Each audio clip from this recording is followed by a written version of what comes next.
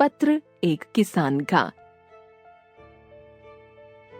प्रस्तुत पाठ में एक गरीब किसान के बारे में बताया गया है। उसके ईश्वर के प्रति अटूट विश्वास को बनाए रखने के लिए डाकघर के कर्मचारी मदद करते हैं। उसकी उनके प्रति क्या राय है, पाठ को पढ़कर जानिए। लेंचो अपने हरे भरे खेतों की देखभाल करता हुआ घूम रहा था। चारों तरफ मक्की के ऊंचे ऊंचे हरे पौधे लहलहा रहे थे। लेंचो ने मन ही मन सोचा, इस बार काफी अच्छी फसल हो जाएगी। बस एक दो बार हल्की बारिश हो जाए तो बहुत अच्छा हो। एक बार फसल पक जाए, उसे काट लूं, बस फिर तो आराम ही आराम है। आखिर इतने महीने लगा दिए मैंने, ना रात को चैन ना दिन को आराम। घाटी में लेंचो के खेत थे। खेतों के बीच में उसका घर था। घाटी के एक किनारे से एक नदी बह रही थी।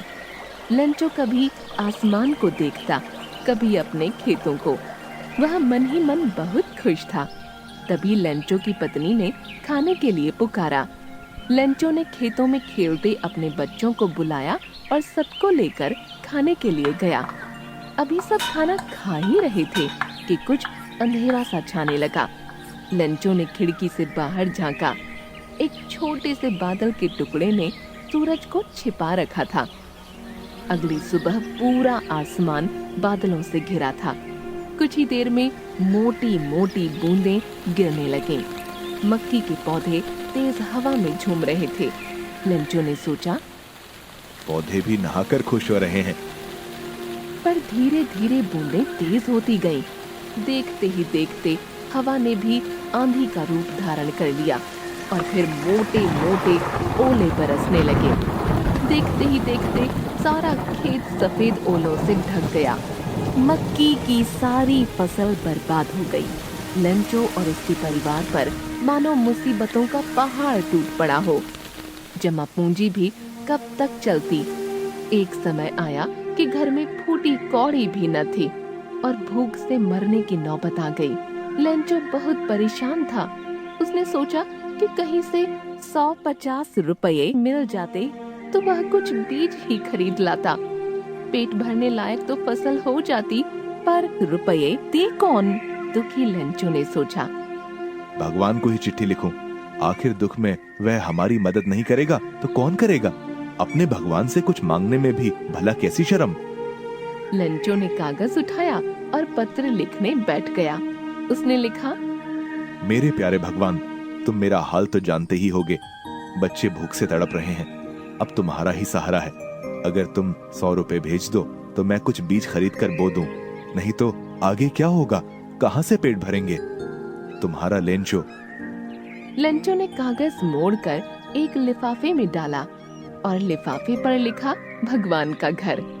लेंचो ने नीचे अपना नाम और पूरा पता भी लिख दिया। वह पत्र को डाक के डिब्बे में डाल आया। उसके मन में थोड़ी सी उम्मीद बंधी। डाकघर में डाकिये चिट्ठियों पर मोहर लगा रहे थे। मोहर लगाते लगाते डाकिया रुक गया। वह अपने साथियों से बोला, जरा इस पत्र को देखो। भेजने वाले ने पते की जगह लिखा है भगवान का घर। भला यह भी कोई पता हुआ? लगता है यह कोई भगवान का बड़ा भक्त है। दूसरे ने कहा। चलो पढ़ें, इसने क्या लिखा है। तीसरे ने कहा। इसी बीच डाक बाबू भी आ गए। सबके बीच चिट्ठी पढ़ी गई। चिट्ठी सुनकर सबका मन भर आया। सब बोले, इस आदमी का विश्वास टूटना नहीं चाहिए। सबने मिलकर रुपये जोड़े। किसी ने 10 रुपये दिए, किसी ने 20 और इस तरह 80 रुपये जुड़ गए।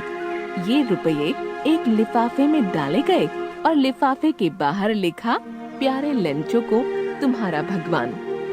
एक डाकिया लिफाफा लेंचो को देने आया। लिफाफा देखते ही लेंचो चिल्लाया, देखा, मेरा जवाब आ गया। लीसा, जल्दी आओ, मेरी चिट्ठी आ गई। डाकिया चला गया। लेंचो ने लिफाफा खोला और रुपये गिने।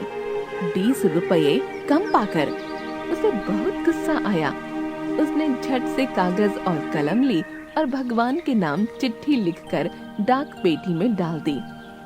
लिफाफा डाक घर पहुंचा। एक बार फिर सब जमा हो गए।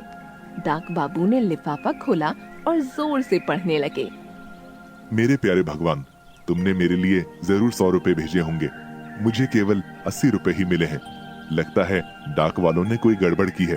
अब मुझे 20 रुपए और भेज दो, पर इस बार डाक से मत भेजना। तुम्हारा लैंचो।